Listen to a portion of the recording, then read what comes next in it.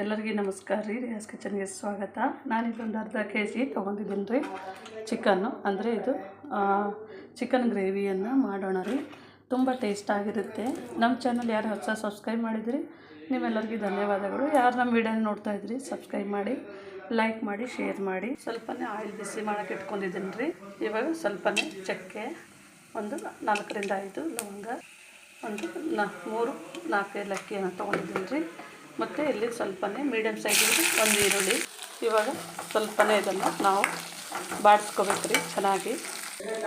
ಇವಾಗ ಸ್ವಲ್ಪ ಬಾಡಿಸ್ಕೊಂಡಂಗೆ ಆಗಿದೆ ರೀ. ಸ್ವಲ್ಪನೇ ಜೀರಿಗೆ ಹಾಕ್ತಾಯಿದ್ದೀನಿ ಮತ್ತು ಒಂದು ಅರ್ಧ ಟೇಬಲ್ ಸ್ಪೂನು ಕಾಳು ಮೆಣಸು, ಇದನ್ನು ಸಹ ಬಾಡಿಸ್ಕೊಳ್ಳೋಣ. ಇವಾಗ ನೋಡ್ಬೋದು ರೀ ನಮ್ಮದು ಎಲ್ಲವನ್ನು ಚೆನ್ನಾಗಿ ಬಾಡಿಸ್ಕೊಂಡಿದ್ದೇವೆ. ಇವಾಗ ನಾಟಿ ಟೊಮೆಟೊ ನೋಡಿರಿ, ಒಂದು 3 ಟೊಮೆಟೊ ಹಾಕ್ತಾಯಿದ್ದೀನಿ. ಇವಾಗ ನಮ್ಮದು ಸ್ವಲ್ಪನೇ ಬಾಡಿಸ್ಕೊಂಡಂಗೆ ಆಗಿದೆ ರೀ. ಇದಕ್ಕೆ ನೋಡಿರಿ ಸ್ವಲ್ಪನೇ ಉಪ್ಪು ಹಾಕ್ತಾಯಿದ್ದೀನಿ. ಸ್ವಲ್ಪ ಬೇಗನೆ ಇದನ್ನು ನಮಗೆ ಮೆತ್ತಗಾಗುತ್ತೆ ಟೊಮೆಟೊ ಹಾಕಿದ್ದೆ ನೋಡಿರಿ. ಹಾಗೇ ಇದಕ್ಕೆ ನೋಡಿರಿ ಸ್ವಲ್ಪನೇ ಒಂದು 1/4 ಚಮಚದಷ್ಟು ಅರಿಶಿಣವನ್ನು ಹಾಕ್ತಾಯಿದ್ದೀನಿ. ಇವಾಗ ಇದೆಲ್ಲ ಹಾಕಿದ್ಮೇಲೆ ನೋಡಿರಿ, ಇವಾಗ ನಾನು ಇದಕ್ಕೆ 1-2 ಹಸಿಮೆಣಸಿನ್ಕಾಯನ್ನು ಹಾಕ್ತಾಯಿದ್ದೀನಿ. ಇದನ್ನು ಚೆನ್ನಾಗಿ ಮೆತ್ತಿಗೆ ನಾವು ಇದರೊಳಗೆ ಬೇಯಿಸ್ಕೋಬೇಕು ರೀ. ಸ್ವಲ್ಪ ಸ್ಲೋ ಫ್ಲೇಮ್ನಲ್ಲೇ ಇಟ್ಟು ಬೇಯಿಸಿದ್ರೆ ಟೇಸ್ಟು ಚೆನ್ನಾಗಿ ಬರುತ್ತೆ. ಇವಾಗ ನಮ್ಗೆ ಸ್ವಲ್ಪ ನೀರು ಬಿಟ್ಕೊಂಡಿದೆ ರೀ. ಇವಾಗ ಇದಕ್ಕೆ ನೋಡಿ ಶುಂಠಿ, ಒಂದು ಸ್ವಲ್ಪ ಬೆಳ್ಳುಳ್ಳಿ, 1 ಗೆಡ್ಡೆ, ಮತ್ತು ಇದಕ್ಕೆ ನೋಡಿ ತೆಂಗಿನಕಾಯಿ ತುರಿಯನ್ನು ಹಾಕ್ತಾಯಿದ್ದೀನಿ. ಇದನ್ನು ಇದರೊಟ್ಟಿಗೆ ಸ್ವಲ್ಪನೇ ಬಾಡಿಸ್ಕೊಂಡ್ಬಿಟ್ಟು ಇದು ಆಫ್ ಮಾಡ್ತಾಯಿದ್ದೀನಿ.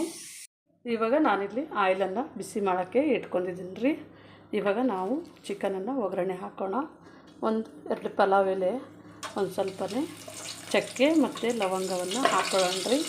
ಒಂದು ಸ್ವಲ್ಪನೇ ಚಕ್ಕೆ, ಒಂದು ಸ್ವಲ್ಪನೇ ಲವಂಗ, ಸ್ವಲ್ಪನೇ ಈರುಳ್ಳಿಯನ್ನು ಹಾಕ್ಕೊಳ್ಳೋಣ, ಒಂದು ಮೀಡಿಯಮ್ ಸೈಜಿಂದ ಈರುಳ್ಳಿ. ಇವಾಗ ಇದನ್ನು ಚೆನ್ನಾಗಿ ಸ್ವಲ್ಪನೇ ಬಾಡಿಸ್ಕೊಳ್ಳೋಣ ರೀ. ಇವಾಗ ಸ್ವಲ್ಪ ಕೆಂಪಗಾಗಿದೆ ನಮ್ಮದು ಈರುಳ್ಳಿ ನೋಡ್ಬೋದು. ಇವಾಗ ಚಿಕನನ್ನು ಹಾಕೋತಾ ಇದ್ದೀನಿ ರೀ ತೊಳೆದಿಟ್ಟಿರೋದು. ಇವಾಗ ಇದನ್ನು ಚೆನ್ನಾಗಿ ಬಾಡಿಸ್ಕೊಳ್ಳೋಣ ರೀ ನಮ್ಮದು. ಇವಾಗ ಇದಕ್ಕೆ ನೋಡಿ ಸ್ವಲ್ಪನೇ ಒಂದು ಅರ್ಧ ಟೀ ಸ್ಪೂನಷ್ಟು ಅರಿಶಿನ ಹಾಕೊಂಡಿದ್ದೀನಿ, 1 ಟೀ ಸ್ಪೂನಷ್ಟು ಉಪ್ಪನ್ನು ಹಾಕೊಂಡಿದ್ದೀನಿ. ಇದನ್ನು ಚೆನ್ನಾಗಿ ಮಿಕ್ಸ್ ಮಾಡೋಣ.